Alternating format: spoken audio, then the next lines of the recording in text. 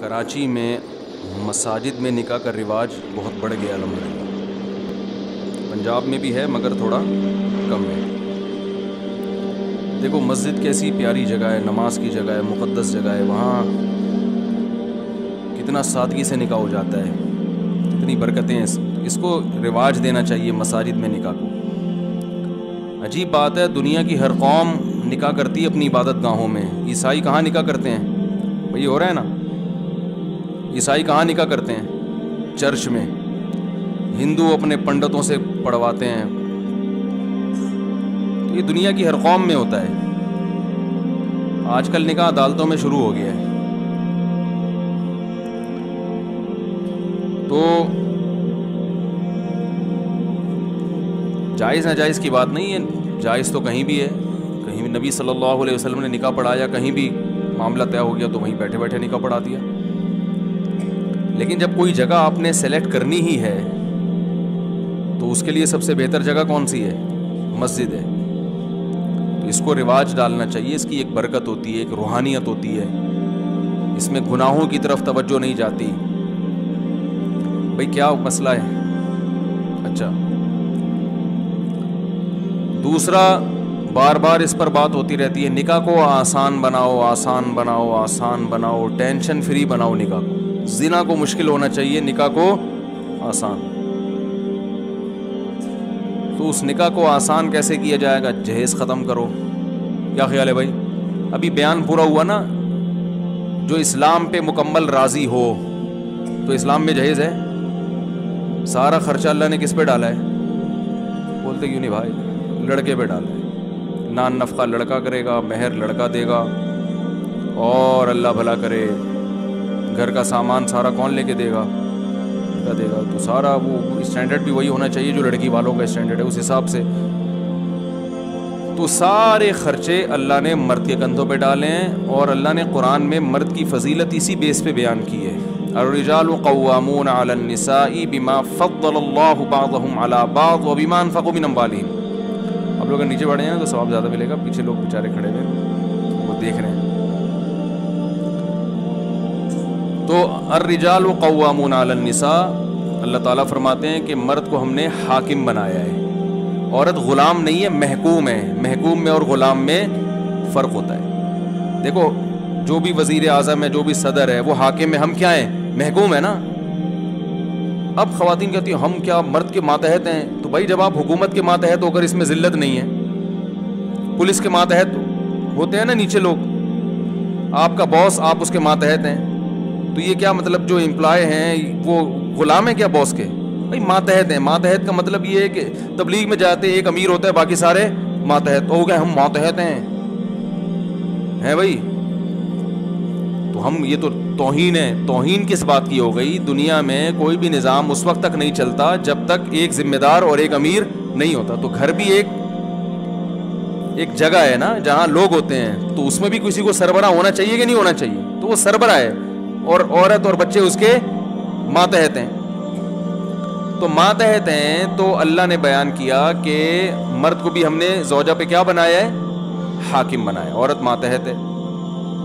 تو اب کیوں حاکم بنایا؟ اس کی دو وجہ اللہ نے بیان کی ہیں. ایک بما فضل اللہ بعضهم علی بعض، اللہ نے بعض کو بعض پر ویسے ہی فضیلت دی ہے. کچھ صلاحیتیں اللہ نے مرد کو عورت سے زیادہ دی اس بیس پر. وہ گاڈ گفٹڈ ہیں. وہ کیا ہیں؟ خدا کی طرف سے. دیکھو جنگل میں شیر ہوتا ہے، اور لومڑی ہوتی ہے، اور چیتا ہوتا ہے. اب چیتا کہے مجھے شیر کیوں نہیں بنایا، میرے جبڑوں میں وہ طاقت کیوں نہیں رکھی اللہ نے؟ تو اللہ کہیں گے بھائی سب کو ایک جیسا میں نے نہیں بنایا. ہم کیا ہمیں پیغمبر کیوں نہیں بنایا؟ مشرکین مکہ نبی صلی اللہ علیہ وسلم پہ یہ اعتراض کرتے تھے کہ ہم میں جو قوم کا سردار کو اللہ نے پیغمبر کیوں نہیں بنایا، ایک یتیم کو کیوں بنایا؟ تو اللہ نے کہا کہ اہم یقسمون رحمت ربک، اللہ کی رحمت ہے، کیا تم ٹھیکیدار ہو اس رحمت کی تقسیم کے؟ اللہ جس کو چاہے تو دے جو نعمت دے. تو اسی طرح اللہ تعالیٰ نے مرد کو آدمی بنا دیا، عورت کو عورت بنایا. تو اس کی ایک وجہ تو اللہ نے مرد میں کچھ صلاحیتیں زیادہ رکھی. دوسری وجہ جو اصل میں فوکس کر رہا ہوں، بما انفقوا من اموالہم، اللہ فرماتے ہیں وجہ اس کی ہے کہ مرد عورت پہ مال بولو نا بھائی خرچ کرے گا. یہ اسلام میں سسٹم 100% غلط ہے کہ عورت بھی کمائے اور مرد بھی کمائے, اور مرد عورت کی کمائی کھائے, عورت اپنی کمائی خود مرد ذمہ داری نہ اٹھائے. یہ اسلام نہیں ہے. میں کہتا ہوں پورے گورے بن جاؤ یا پورے مسلمان بن جاؤ, یہ بیچ میں کیوں لٹکے ہوئے ہو؟ خواتین کہتی ہیں ہم جاب کریں گے, ہم یہ کریں گے, ہم جاب ایکچولی آج کل گزارا نہیں ہوتا یہ ہو. پھر بھائی جاب جب کر رہے ہو تو یہ کہاں سے لیا تم نے کلچر؟ انگریزوں سے. تو پھر انگریزوں کو پورا فالو کرو. پھر آپ کے میاں کا اگر کسی عورت سے آنکھ مٹکا چل رہا ہے تو آپ کو تکلیف نہیں ہونی چاہیے, کیونکہ انگریز میں عورتیں جب جاب کرتی ہے تو وہ شوہر بھی ان کا پھر پابند نہیں ہوتا, اس کی 10-20 گرل فرینڈ بھی ان کا کلچر اجازت دیتا ہے, قانون بھی اجازت دیتا ہے. میں سمجھا پا رہا ہوں اپنی بات؟ پورا فالو کرو نا. یہ کیا آدھا اپنے مطلب کا ادھر سے, اور جہاں ادھر مزہ آ رہا ہے وہ وہاں سے, اور جہاں ادھر مزہ آ رہا ہے. ارے کیا ہو گیا بھائی؟ پھر دوبارہ بیان شروع ہو گیا. یہ تو یہی ہو رہا ہے نا آج کل. بھائی اسلام نے اگر مرد پر ذمہ داریاں زیادہ رکھی ہیں کہ ساری زندگی تم نے کھلانا ہے اور ادھر ادھر آنکھ مٹکا کرنے کی بھی تمہیں اجازت نہیں ہے, تو پھر اللہ تعالیٰ نے اس کو کچھ حقوق بھی دے دیے نا, کہ اب یہ تمہارے یہ گھر سے نکلنے سے پہلے تم سے پوچھے گی تمہاری اجازت کے بغیر گھر کی 4 دیواری سے باہر نہیں نکل, تمہاری اجازت کے بغیر کسی کو گھر میں نہیں آنے دے سکتی, تمہاری پرمیشن کے بغیر فون پہ نہیں بات کر سکتی. یہ نہیں کہ اب 24 گھنٹے آپ سے پرمیشن لیتی رہے, لیٹر لکھ کے دے. مطلب یہ کہ اگر تم یہ سمجھتے ہو کہ فلاں جگہ اس کا بات کرنے سے مجھے تکلیف ہوتی ہے تو تم اس پہ روک سکتے ہو, کیونکہ ہر چیز کو غلط لے کے جاتے ہیں نا. ہر دفعہ فون کرنے سے پہلے پوچھے گی میں امی سے بات کر لوں, ابا سے بات کر لوں, یہ نہیں مطلب ہے. مطلب یہ ہے کہ اگر آپ کو کسی سے بات کرنا اچھا نہیں لگ رہا بیگم کا, تو آپ اس پہ پابندی لگا سکتے ہیں, اس بیس پہ اس کا نان نفقہ بند کر سکتے ہیں آپ. یہ بیسک رائٹس ہیں جو اللہ نے آدمی کو دی ہیں. تو اس طرح کی چیزیں اللہ اب آدھے ادھر سے لے رہے ہیں, آدھے بولو بھائی ادھر سے لے رہے ہیں, تو پھر کہیں بھی ایڈجسٹمنٹ نہیں ہو پا رہی ہے. تو پیڑے کھانے کا شوق ہے بس ہمیں نا, پیڑے کھانے کا شوق ہے کہ اسلام کے حقوق پورے لیں, ذمہ داریاں جو اسلام نے لگائی ہیں وہ ادا نہ کریں ہم. تو اب اللہ تعالیٰ نے بھائی مرد کو جو فضیلت دی ہے, گھر کا سربراہ بنائے, اس کی بڑی وجہ قرآن بیان کر رہا ہے کہ مال کون خرچ کرے گا. بولو بھائی ڈبل بیڈ کون لے کے دے گا, الماری کس کی ہوگی, بیگم کے کپڑے جس الماری میں رکھے جائیں گے وہ الماری کس کے پیسوں سے خریدی گئی. بولیں شاباش, سبق ہے, غیرت دلا رہا ہوں, غیرت. بولیں تکیہ کی پیسے کون دے گا, وہ ڈنر سیٹ جس میں پلیٹیں بیگم کھائے, پلیٹیں تو نہیں کھائے گی, خیر پلیٹوں میں جو چیزیں کھائے گی وہ پلیٹیں کس کے پیسوں سے ہوں گی, مرد کے پیسوں سے ہوگی. جو زیور اس کے گلے میں ڈلے گا وہ کہاں سے آئے گا بھائی؟ بولو نا بھائی کیا ہو گیا؟ آدمی کے پیسوں سے ہوگا. جو میاں ہے, میاں یا میاں کا ابا وہ اگر سخی ہے تو وہ ابا, یہاں تو ماشاءاللہ ابا بڑے سخی ہیں تو وہ کر رہے ہیں ماشاءاللہ برخوردار کی شادی. تو یہ سارے خرچے اللہ نے کس پہ ڈالے؟ صوفے میں جو مہمان آ کے بیٹھیں گے تو وہ صوفے کس کے ہوں گے بھائی؟ چاہے وہ فولڈنگ ہو چاہے وہ قابل فولڈ نہ ہو, وہ آپ کی ہیڈک ہے. لیکن پیسے کس کے ہوں گے اس صوفوں پہ؟ پیٹی کس کی طرف سے ہوگی؟ بولو نا, بول, سبق یہ کلاس ہو رہی ہے باقاعدہ. اب آپ اپنی مرضی سے بیٹھے ہیں, میں نے نہیں بٹھایا, جانا چاہے جا سکتا ہے. اب آپ اپنی مرضی سے بیٹھے ہو تو وہ جو ہے نا پلیٹیں کس کی ہوں گی بھائی؟ چولہا کہاں سے آئے گا؟ مرد کے پیسوں سے. تو اتنا اچھا مہر کون دے گا؟ مرد. مہر 25,000 5,000 2,500 ریٹ چل رہے ہیں مارکیٹ میں, اور جہیز ایڈوانس میں 8-10 لاکھ کا پہلے سے پہنچ چکا ہوتا ہے. مہر میں معافی کا آپشن بھی ہے, جہیز میں معافی کا آپشن بھی, وہ ایڈوانس میں لیا جاتا ہے, وہ معافی کا آپشن ہی ختم ہو گیا. تو بھائی ہندو بن جاؤ, پنڈت سے نکاح پڑھواؤ یار جا کے. پتہ نہیں مجھ سے کیوں پڑھوا رہے ہو آپ لوگ,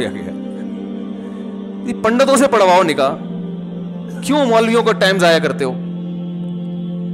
تو اور دوسرا مسئلہ کیا ہے کہ کیا ایک بات بڑی خاندانی ذہن میں آئی تھی, نکل ہی گئی یار, کسی نے بددعا دی ہوگی ابھی وہ کہ یار ہمارے راز فاش کر رہا ہے یہ مولوی صاحب, بہت غلط کر رہا ہے. ہاں نکاح کے موقع پہ کھانا پینا بھی ہوتا ہے, تو وہ کس کے ذمہ ہے؟ بارات کا تو لفظ ہی اسلام میں نہیں ہے. ڈکشنری میں, عربی ڈکشنری میں بارات کا لفظ کیونکہ ایک چیز ہی نہیں ہے تو وہ ڈکشنری میں آئی نہیں عربوں کے. کوئی تھا ہی نہیں نا. یہ عربی تو بڑی فصیح زبان ہے, ہر چیز کا لفظ ہوتا ہے, ہر چیز کے لیے الفاظ موجود ہیں, ایک ایک چیز کے 10 الفاظ ہیں. لیکن بارات کا لفظ عربی میں ہے ہی نہیں, نہ بارات کا کھانے کا لفظ ہے. ولیمہ ہے, ولیمہ یہ کون کرتا ہے بھائی؟ تو نہ بارات کا کھانا ہے اسلام میں, نہ جہیز ہے. وہ لڑکی والے آئیں بھائی, وہ نکاح پڑھ کے چلے جائیں, اگلے دن لڑکا پہنچ جائے یا رات ہی کو لڑکا رخصتی کرے, اس کے بعد کھانا کھلا دے اپنے رشتہ داروں کو بھی اور دلہن کے رشتہ داروں کو بھی, بیٹا بیٹھو شاباش.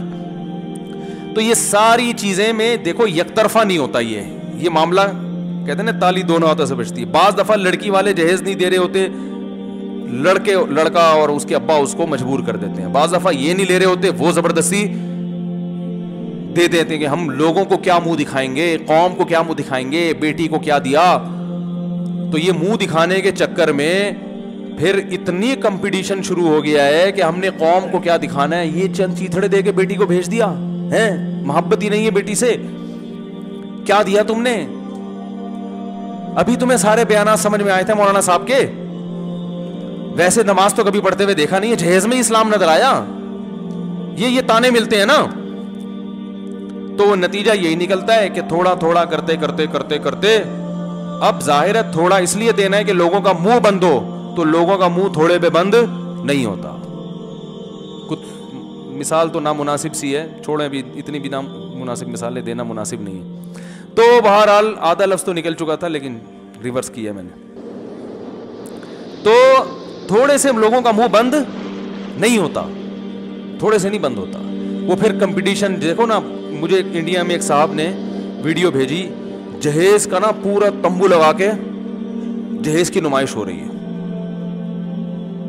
نمائش ہو رہی. انڈیا کے مسلمان بہت اچھے ہیں الحمدللہ, بہت سو سے, لیکن کچھ چیزیں ہندوؤں سے انہوں نے لی ہیں اور کچھ چیزیں ہم نے بھی ہندوؤں سے لی ہیں. تو جو ہندوؤں کو فالو کرتے ہیں وہ جیسے ہم کرتے ہیں تو وہاں بھی بہت سے لوگ فالو کرتے ہیں. تو انہوں نے مجھے ویڈیو بھیجی کہ وہ باقاعدہ نمائش ہو رہی ہے, پبلک کو لائن لگا کے لوگ دیکھ رہے ہیں کہ سیٹھ صاحب نے اپنی بیٹی کو کیا کیا دیا ہے. کیا جہالت ہے, کتنی جہالت ہے. یہ کوئی فخر کرنے کی چیز ہے؟ آپ نے اپنی بیٹی کو, کوئی آدمی مولوی صاحب کو گفٹ لا کے دیتا ہے, ویڈیو بنا رہا ہے اور اس کو نیٹ پہ اپلوڈ کر رہا ہے, میں نے مولوی صاحب کو اتنے پیسے دیے تھے. مولوی صاحب کو غصہ آئے گا نا, او بھائی تو اگر دے بھی دیے تھے تو دنیا میں کیوں ڈھنڈورا پیٹ رہا ہے بھائی؟ تو بیٹی کو یہ دے رہے ہو تو بیٹی کو بھی غصہ آنا, ابا میں آپ کی بیٹی, آپ نے مجھے دیا تو پبلک کو کیوں بتا رہے ہیں؟ داماد کو بھی غصہ آنا چاہیے کہ بھائی اگر آپس میں ہمارا آپس کا معاملہ ہے, دے دیا تو پبلک کو کیوں بتا. لیکن کسی کو بھی غصہ نہیں آتا, کیونکہ سب کو پتا ہے کہ جہیز دنیا کو دکھانے کے لیے دیا جا رہا ہے. تو جب دکھانے کے لیے تو دکھانا تو پڑے گا نا میرے بھائی.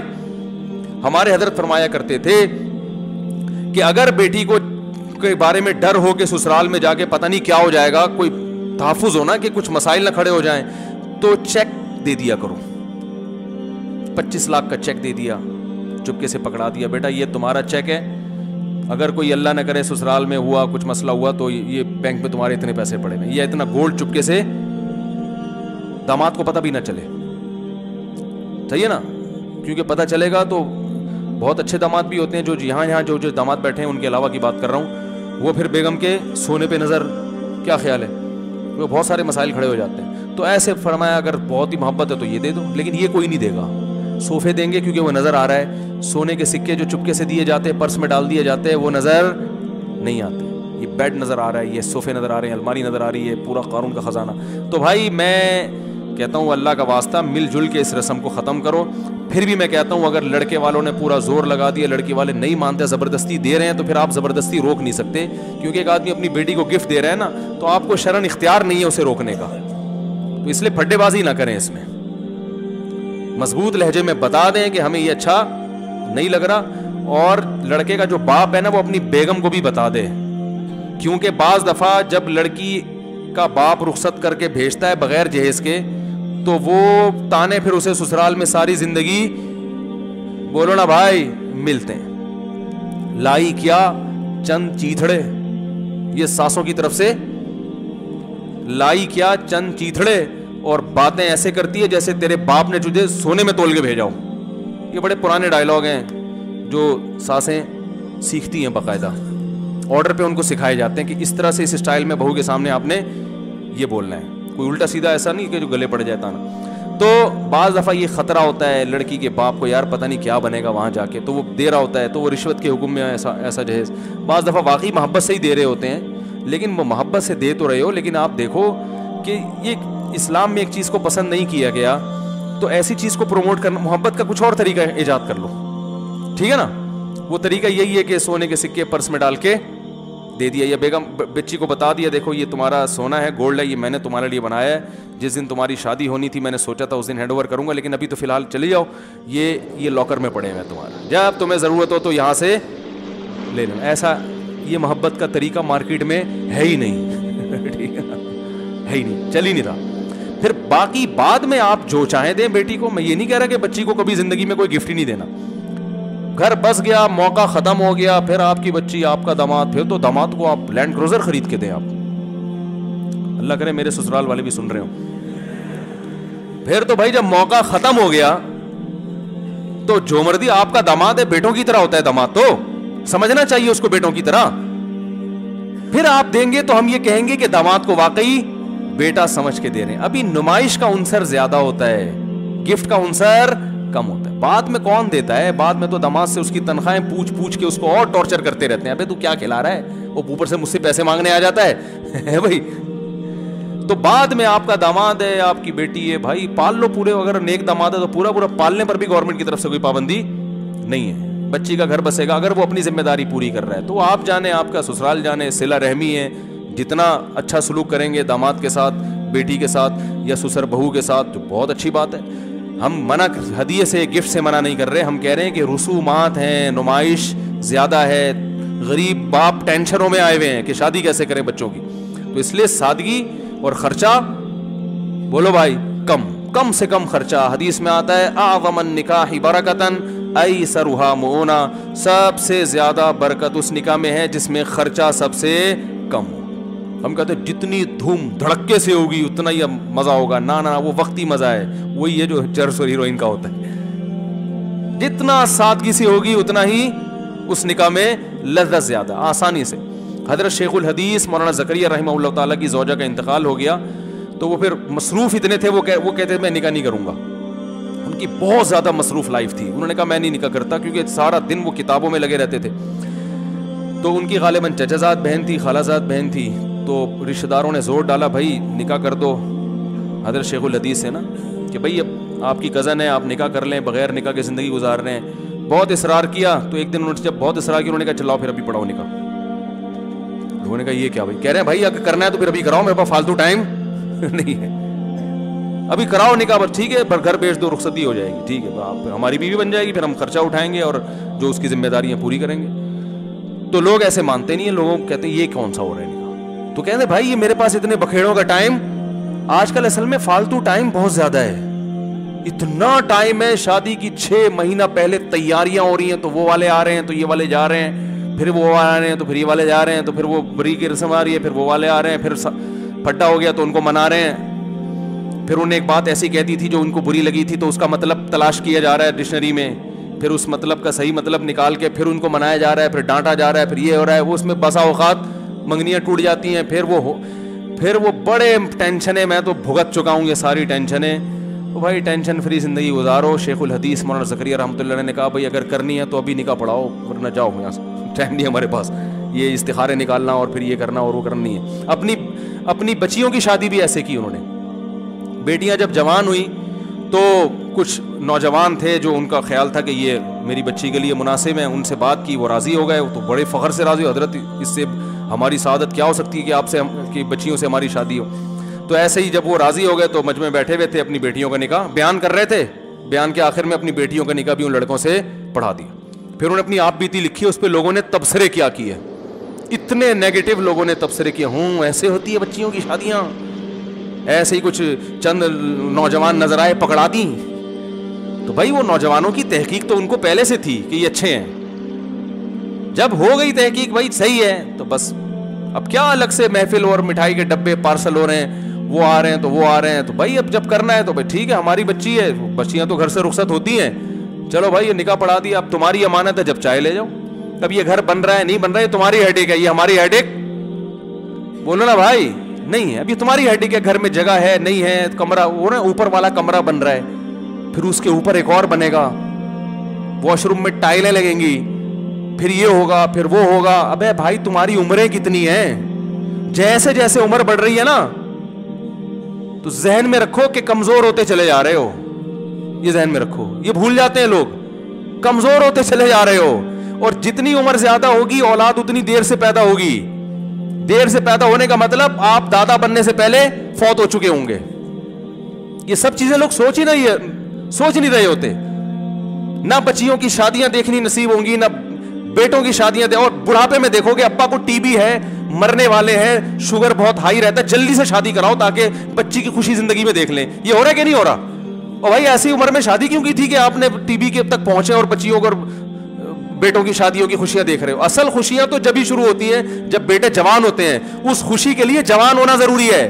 خوشی محسوس جوان آدمی کرتا ہے, بوڑھے زیادہ خوشی محسوس کرنے کی طاقت ان میں نہیں ہوتی. جوانی ہے جس میں زندگی کی رنگینیاں ہیں. جوانی میں بیٹوں کو جوان کر کے بہویں لے کر آؤ, داماد لے کر آؤ جوانی میں, لوگوں کو پتہ نہ چلے کہ یہ سسر صاحب ہیں یا ان کے کوئی بھائی لگتے ہیں. ایسا ہونا چاہیے انسان کو. یہ سارے جوانی کے کھیل ہیں بھائی. نو عمری میں شادی کرو, اولاد ہو, پھر آپ, اور یہ سب جب ہی ہوگا جب کم سے کم خرچے میں شادی ہو. زیادہ خرچہ کرو گے تو پھر جوانی میں شادی, کیونکہ اس کے لیے پیسہ کمانا پڑتا ہے. ابا تعاون کرتے نہیں آج کل, کہتے ہیں بھائی ہمارے ابا نے نہیں کیا تھا, میں تیرے ساتھ تعاون کیوں کروں. پھر وہ ہوتے ہوتے ہوتے جو 40 سال کی عمر میں جب قرآن کہہ رہے حتی اذا بلغ شدہ, جب انتہائی درجے کی عمر کو پہنچ گیا, اب ریورس ہونا شروع ہو رہا ہے. اس عمر میں جا کے اب کیا کہہ رہے ہیں, چلو اب میں اس قابل ہوا ہوں کہ بحریہ ٹاؤن میں 4-5 پلاٹ میں نے الحمدللہ خرید لیے, ایک شادی میں اڑا دو. اور یہ بھی ہر آدمی اس قابل ہوتا نہیں ہے.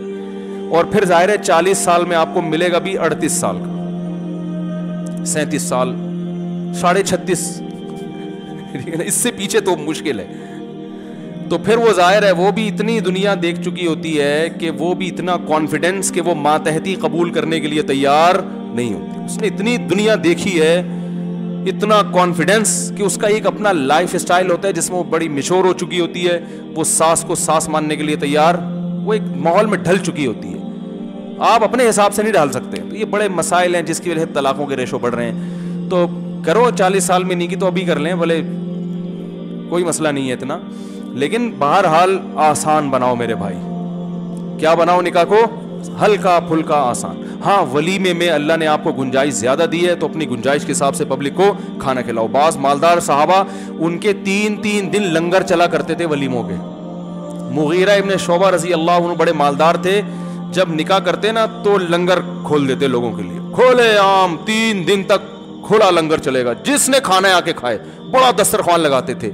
تو یہ جو کہتے ہیں نا ولیمہ سادہ ہونا چاہیے, یہ تو ٹھیک ہے کہ یہ دھوم دھڑکا نہیں ہونا چاہیے, لیکن ولیمے میں اللہ نے اگر جتنی گنجائش دی ہے تو اس حساب سے کھانا کھلانا یہ کوئی برا عمل نہیں ہے. ہر آدمی کا اسراف الگ ڈیفینیشن ہے. اسراف کی ڈیفینیشن یہ کہ اپنی چادر سے زیادہ پاؤں نہ پھیلاؤ. تو ہاں اگر چادر ہے تو جتنی چادر ہے اس حساب سے پاؤں پھیلاؤ, تو وہ کر سکتے ہیں.